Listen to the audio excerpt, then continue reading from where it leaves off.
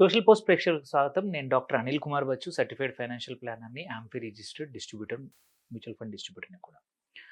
So, mutual ఫండ్స్‌లో అందరూ ఇన్వెస్టర్స్‌కి ఏంటంటే ఒక క్వెషన్ వస్తా ఉంటుంది. ఎన్ఎఫ్ఓ అంటే న్యూ ఫండ్ ఆఫర్. వీటిలో ఇన్వెస్ట్ చేయొచ్చా లేదా? ఎందుకంటే ఎన్ఎఫ్ఓ వచ్చినప్పుడు అడ్వర్టైజ్మెంట్స్, మార్కెటింగ్ ఎక్కువగా జరుగుతా ఉంటుంది. టీవీల్లో వస్తుంటాయి, న్యూస్ పేపర్‌లో వస్తా ఉంటాయి. మనం ఎక్కడైనా బ్రౌజ్ చేస్తున్నప్పుడు కూడా వస్తా ఉంటాయి. సో, ఈ న్యూ మ్యూచువల్ ఫండ్స్ ఈ న్యూ ఫండ్ ఆఫర్స్ అనేవైతే మ్యూచువల్ ఫండ్స్ వచ్చినప్పుడు మనం ఇన్వెస్ట్ చేయొచ్చా? ఇంకొకటి ఏం క్వెషన్ వస్తుందంటే రూ. 10కే ఒక ఎన్ఏవి అంటే ఒక యూనిట్ వస్తా ఉంది.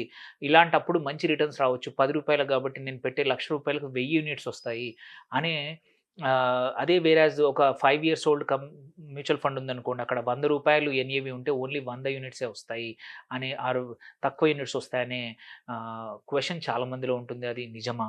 అది అపోహ. ఆర్ ఇంకొకటేంటంటే అన్ని ఎన్ఎఫ్ఓల్లో ఇన్వెస్ట్ చేయొచ్చా? కాదా? ఆ క్వెషన్స్ కూడా అందరికుంటాయి. అందుకే ఇది చాలా బేసిక్ అండ్ ఇంపార్టెంట్ క్వెషన్ అందరికీ కావాల్సింది. మీరు చివరి వరకు చూడండి వీడియో. అట్లాగే మీ ఫ్రెండ్స్‌కి కూడా షేర్ చేయండి తప్పకుండా.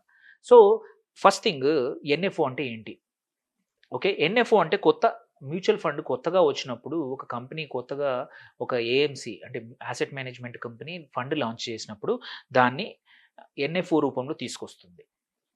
ఇక్కడ లాంచ్ విండో 3 రోజుల నుంచి 15 రోజులు ఉంటాయి. ఆ 15 రోజుల్లో ఏందంటే అన్ని అప్లికేషన్స్ కలెక్ట్ చేసుకొని, మనీ కలెక్ట్ చేసుకొని కొత్తగా face value, new face value రూ. 10 ఫేస్ వాల్యూతో ఫండ్ స్టార్ట్ అవుతుంది. ఆ డేట్ కూడా ముందే అనౌన్స్ చేస్తారు.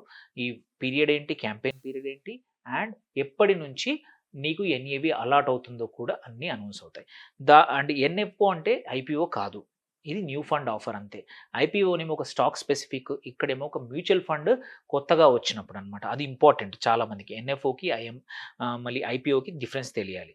దెన్ ఎందుకు ఎన్ఎఫ్ఓని పుష్ చేస్తారు? అంటే ఏంటంటే డిస్ట్రిబ్యూటర్ బేసికల్లీ ఎందుకంటే వాళ్ళకి నంబర్ సేల్స్ కావాలి. మోర్ అసెట్స్ కావాలి మ్యూచువల్ ఫండ్ కంపెనీస్‌కి. అండ్ వాళ్ళ మార్కెటింగ్ బడ్జెట్ ఉంటుంది. వాటిని స్పెండ్ చేసి పుష్ చేస్తా ఉంటారు. దేర్‌బై ఏందంటే లిమిటెడ్ పీరియడ్ అనే అర్జెన్సీ క్రియేట్ చేస్తా ఉంటారు. అండ్ కొంచెం ఇన్వెస్టర్స్ ఎవరైతే టెంటేటివ్‌గా ఉన్నారో అరే ఇదేదో బాగా ఉంది, కొత్తదొస్తోందని చెప్పి అడ్వర్టైజ్‌మెంట్‌కి పడిపోయే అవకాశం ఉంది.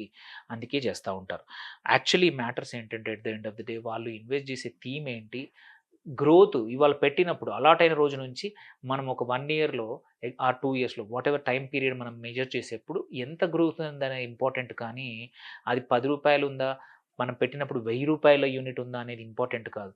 రూ. 10 నుంచి రూ. 15కెళ్తే ఒక 4 ఇయర్స్‌లో 50%. అదే మనం ఒక రూ. 1000 నుంచి 1500 ఎళ్ళినా గాని అది కూడా 50%. So, at the end of the day ఆ గివెన్ టైమ్ పీరియడ్‌లో ఎంత గ్రోత్ ఉందనేది వెరీ ఇంపార్టెంట్. సో, అదే పాయింట్ ఇప్పుడు ఈ పాయింట్. రూ.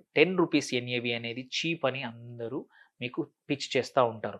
మ్యూచువల్ ఫండ్సే గాని, టీవీల్లో గాని, డిస్ట్రిబ్యూటర్లు గాని అందరూ కూడా అడ్వైజర్లు కూడా మీకు చెప్తా ఉంటారు. ఇది రూ. 10 ఉంది. చాలా చీప్ ఉంది. ప్లీజ్ తీసుకోండి. మీకు ఎక్కువ యూనిట్స్ వస్తాయని అంటా ఉంటారు. మీరు చూసుకుంటే ఇట్ డజంట్ మ్యాటర్. ఇంపార్టెంట్ ఏందంటే మనం ఇన్వెస్ట్ చేస్తున్న థీమ్ బాగుందా లేదా చూసుకోవాలి. ఎగ్జాంపుల్ తీసుకుంటే ఒక రూ. 1,00,000 పెడితే ఆహ్ 12% గ్రోత్ రేట్ ఉందనుకోండి. అజంప్షన్ ఆ ఫండ్‌కి ఒక 1 ఇయర్ ఆగుదాం. 1 ఇయర్ ఆగితే ఫస్ట్ ఇన్వెస్ట్ చేసేప్పుడు ఎన్ఏవి ఎన్ఎఫ్ఓ ద్వారా చేసుకుంటే ఒక 10,000 యూనిట్స్ వస్తాయి లక్షకి. లెట్స్ సే 12% గ్రోత్ రేట్ ప్రకారం ఎంతవుతుంది? రూ. 11.20 అవుతుంది ఒక యూనిట్‌కి. ఆ లెక్కన మీ వాల్యూ ఆఫ్ ఇన్వెస్ట్‌మెంట్ ఎంత? 1,12,000. ఓకే. అదే ఒక ఎగ్జిస్టింగ్ ఫండ్ ఉంది. రూ. 500 ఎన్ఏవితో ఉంది. 580 ఉన్నప్పుడు ఓన్లీ మీకు 200 యూనిట్సే వస్తాయి. యెస్. నంబర్ తక్కువ కనబడుతుంది. బట్ 12% గ్రోత్ వచ్చిందనుకోండి, అక్కడ కూడా అది 560 అవుతుంది. అండ్ మీ వాల్యూ 1,12,000 ఉంటుంది. సో, ఐడెంటికల్ ఔట్‌కమ్ వస్తుంది. యూనిట్స్ ఎక్కువున్నంత మాత్రాన రిటర్న్స్ ఎక్కువ రావు. రిటర్న్ పర్సెంటేజ్‌ని బట్టే మీకు రిటర్న్స్ వస్తాయి. అది వెరీ ఇంపార్టెంట్. ఎన్ఏవి ఎంతుందని చూడకండి. ఎన్ఏవి గ్రోత్ పొటెన్షియల్ ఎంతుందని చూడండి. అండ్ ఇంకొకటేంటంటే లో ఎన్ఏవి ఉంటే అది గ్రో అవుతుందని కాదు. And at the same time high NAV ఉందంటే అది చాలా ఎక్స్‌పెన్సివ్ అని కానే కాదు. ఎందుకంటే అది చాలా రోజుల నుంచి పెర్ఫార్మ్ చేస్తుంది కాబట్టి యాసెట్ ప్రైజెస్ పెరిగాయి. ఎన్ఏవి పెరిగిందంతే. బట్ అక్కడి నుంచి ఎంత గ్రోత్ ఉందనేదే ఎప్పుడు కూడా మ్యాటర్స్ తప్ప నాట్ ప్రైస్. దెన్ లాస్ట్ ఏంటంటే మోర్ యూనిట్స్ అంటే మోర్ వెల్త్ అనేది టోటల్లీ రాంగ్. ఇది కంపల్సరీ బుర్రలోంచి తీసేయండి. రూ. 10, రూ. 11 ఉంది కాబట్టి నేను అదే పెడతాననుకోవడం absolutely wrong. It's a fund. It's not a stock. Even స్టాక్‌లో కూడా అది చూసుకోవాలి. బట్ ఇక్కడ మాత్రం much more important unit value important కాదు. Unit value growth important. So, అందుకే ఎన్ఏవి బై డిఫాల్ట్ వద్దంటానా? నేనిప్పుడు చెప్పిన దాని ప్రకారం ఎన్ఎఫ్ఓలో అసలు ఇన్వెస్ట్ చేయొద్దు అని చెప్పట్లేదు నేను. కొన్ని కేసుల్లో మాత్రమే వదిలేయాలి. ఎప్పుడైతే ట్రాక్ రికార్డ్ లేదు, ఫండ్ మేనేజర్ కొత్త వాళ్ళు, ఆ ఫండ్ థీమ్‌కి ట్రాక్ రికార్డ్ లేదు, ఫండ్‌కి ట్రాక్ రికార్డ్ లేకపోతే కొంచెం జాగ్రత్తగా ఉండాలి. యూజువల్లీ అవాయిడ్ చేస్తే తప్పేం లేదు. రిస్క్ తీసుకోవడం కన్నా నా సజెషన్ అవాయిడ్ చేయండి ట్రాక్ రికార్డ్ లేదు. ఫండ్ మేనేజర్ ట్రాక్ రికార్డ్ ఉంది, ఆ థీమ్‌కి ట్రాక్ రికార్డ్ ఉంది, కంపెనీకి ట్రాక్ రికార్డ్ ఉంటే you can take a risk that to calculated risk తీసుకోవాలి. సెకండ్ బ్లైండ్ పోర్ట్‌ఫోలియో అవుతుంది.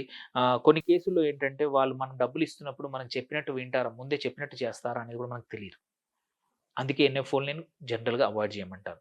అట్లాగే కొన్నిసార్లు డిప్లాయ్‌మెంట్ వాళ్ళు టైం తీసుకుంటారు. మన దగ్గర డబ్బులు మనం 1,00,000 పెడతాం మనలాగా మొత్తం ఎన్ఎఫ్ఓలో ఒక 500,00,00,000 రేజ్ చేస్తారు. బట్ ఇమ్మీడియేట్‌గా డిప్లాయ్ చేయకుండా రిటర్న్స్ తక్కువొచ్చే అవకాశాలుంది. అదే ఎగ్జిస్టింగ్ ఫండ్ అయితే ఆల్రెడీ డిప్లాయ్ అయిపోయి ఉంటాయి. మనం పెట్టిన డబ్బులు కూడా ఇమ్మీడియేట్‌గా డిప్లాయ్ అయిపోతాయి. కాస్ట్ అన్సర్టెనిటీ కూడా తెలీదు మనకి. వాల్యుయేషన్ కరెక్ట్ ఉందా లేదో తెలీదు. మనం వాళ్ళు పోర్ట్‌ఫోలియో ఎలా బిల్డ్ చేస్తున్నారు, ఏ స్టాక్స్ కొంటున్నారో తెలీదు. We are only believing in what they are saying. And ఇంకోసారి ఏంటంటే కొన్నిసార్లు old wine in new bottle లాగా పాత స్ట్రాటజీస్ మళ్ళీ తీసుకొచ్చి కొత్తగా ఎన్ఎఫ్ఓ రూపంలో అంటగడతా ఉంటారు. అది కూడా జాగ్రత్తగా ఉండాల్సిందే. లాస్ట్ ఏంటంటే కొన్నిసార్లు ఎక్కువ పుష్ చేసినప్పుడు, ఎక్కువ సెల్ చేసినప్పుడు జాగ్రత్తగా ఉండండి. ఓకే. సో, మార్కెటింగ్ జిమ్మిక్‌లు కూడా చాలాగా ఉంటాయి ఎన్ఎఫ్ఓలో. లాస్ట్ కాకపోయినా కొన్ని ఇన్వెస్టింగ్ ఎన్ఎఫ్ఓలో ఎప్పుడు మేక్ సెన్స్. నేను ఇంతకుముందు ఎందుకు వద్దన్నానో చెప్పాను. ఇప్పుడు ఎప్పుడు ఇన్వెస్ట్ చేయాలి ఎన్ఎఫ్ఓస్‌లో. అందుకే ఎన్ఎఫ్ఓ అంటే బ్యాడ్ కాదు. NFO is also opportunity. ఇంతకుముందు చెప్పిన reasons where you should avoid. ఇప్పుడు చెప్పేది కంపల్సరీ ఎప్పుడైనా మీరు కన్సిడర్ చేయొచ్చు. ఇందులో పెట్టొచ్చు ఎన్ఎఫ్ఓలో. ఒకటి ఇప్పటివరకు అట్లాంటి స్ట్రాటజీ మార్కెట్‌లో లేదు. కొన్ని కేసుల్లో చూస్తాము. ఫండ్ ఆఫ్ ఫండ్ రూపంలో గానీ, ఇండెక్స్ ఫండ్సే గానీ, కొత్త రకమైన స్ట్రాటజీ ఇప్పుడు లైఫ్ స్టైల్ ఫండ్స్ వస్తున్నాయి. ఇంతకుముందు ఆ స్ట్రాటజీ లేదు. అది ఇన్వెస్ట్ చేయొచ్చేమో. ఎన్ఎఫ్ఓ అయినా సరే తీసుకోవచ్చు. ఆర్ కొన్ని సెపరేట్ థీమ్స్ వస్తున్నాయి. అట్లాంటి వాటిల్లో కూడా మనం చేసుకోవచ్చు. Second target maturity defined outcome debt funds ఉంటాయి. కొన్ని కేసుల్లో అట్లాంటియి నాకు అంటే 350 డేస్, 400 డేస్ ఎఫ్ఎంపీస్ ఉంటాయి. వాటిలో కూడా చేసుకోవచ్చు. డెట్ ఫండ్స్‌లో ఎస్పెషల్లీ. దెన్ కొన్నిసార్లు ఏంటంటే రీఓపెన్ అవుతా ఉంటాయి. మంచి థీమ్ ఉంటుంది. మంచి ఫండ్ ఉంటుంది. మళ్ళీ రీఓపెన్ చేస్తారు. అట్లాంటప్పుడు కూడా చేసుకోవచ్చు. అండ్ కొన్నిసార్లు మాత్రం వండర్‌ఫుల్ ఫండ్ మేనేజర్ ఉన్నాడు. ఆయన కొత్తగా మంచి చేస్తా ఉన్నాడు. ఇంతవరకు ఎప్పుడు మంచి హిస్టరీ ఉన్నప్పుడు అట్లాంటి వాటిల్లో కూడా మనం చేసుకోవచ్చు ఎన్ఎఫ్ఓలు. అండ్ లాస్ట్ మీరు ఎప్పుడైనా సరే ఎన్ఎఫ్ఓలో ఇన్వెస్ట్ చేయాలా? వద్దా? అనే దానికి ఈ 60 సెకన్ల టెస్ట్ ఒకటి కంపల్సరీ చేసుకోండి. ఒకటి ఇట్లాంటి ఫండ్ ఆల్రెడీ మార్కెట్‌లో ఉందా? Can I invest? ఉందా? లేదంటే ఉందనుకోండి అవాయిడ్ చేయండి. లేదంటేనే ముందుకెళ్ళండి. నెక్స్ట్ యామ్ ఐ బయింగ్ ఏది నాకు నిజంగానే అవసరానికి కొంటున్నానా? మార్కెటింగ్ కొంటున్నానా? Second question. సపోజ్ అవసరానికి కొంటున్నా అంటే ముందుకెళ్ళండి. మార్కెటింగ్ అయితే పక్కనకెళ్ళిపోండి.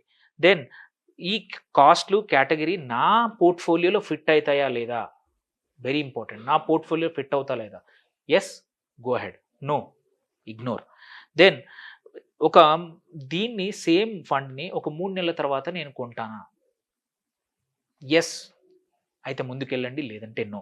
సో, ఈ 4 క్వెషన్స్ అడిగి ఇంతకుముందు నేను చెప్పిన రీజన్స్‌కి ఫిట్ అయితే ఎన్ఎఫ్ఓలో పక్కా ఇన్వెస్ట్ చేయొచ్చు. జస్ట్ బికాస్ రూ. 10 ఉందని మాత్రం ప్లీజ్ ఇన్వెస్ట్ చేయకండి. చాలామంది నేను చూస్తున్నాను 10 ఎన్ఎఫ్ఓలు ఉన్నాయి. పోర్ట్‌ఫోలియోలో 20 మ్యూచువల్ ఫండ్స్ పెట్టుకొని 12 ఎన్ఎఫ్ఓలు బ్యాంకర్సే కానియండి, కొద్దిమంది డిస్ట్రిబ్యూటర్లు కూడా వాళ్ళ సేల్స్ టార్గెట్ కోసము ఎన్ఎఫ్ఓల్ని అంటగడతా ఉన్నారు. 10,00,000, 5,00,000 లంసం పెట్టిస్తా ఉన్నారు. ఎందుకంటే తక్కువ ప్రైస్‌లో వస్తోంది. మీకు ఎక్కువ యూనిట్స్ వస్తాయని. ప్లీజ్ ఆ జిమ్మికి పడిపోకండి. At the end of the day ఆ స్ట్రాటజీ బాగుందా చూసుకోండి తప్ప ఎన్ఎఫ్ఓ అంటే కంపల్సరీ షూర్ షాట్ సక్సెస్ కాదు. నేను చెప్పిన రీజన్స్ విని మీరు ఇన్వెస్ట్ చేయండి. ఈ వీడియో ఇట్లాగే వదలకండి. బుక్ మార్క్ చేసుకోండి. మీ ఫ్రెండ్స్‌కి షేర్ చేయండి. ఎందుకంటే ఎన్ఎఫ్ఓ అందరూ ప్రతి ఒక్కరు ఫేస్ చేసే క్వెషన్. ఒకరికి మీరు హెల్ప్ చేసిన వాళ్ళు అవుతారు. మీకేమైనా క్వెషన్స్ ఉంటే పోస్ట్ చేయండి. రీచ్ ఔట్ అవ్వండి మమ్మల్ని. Thank you for watching. Signing off doctor Anil Kumar Bachu.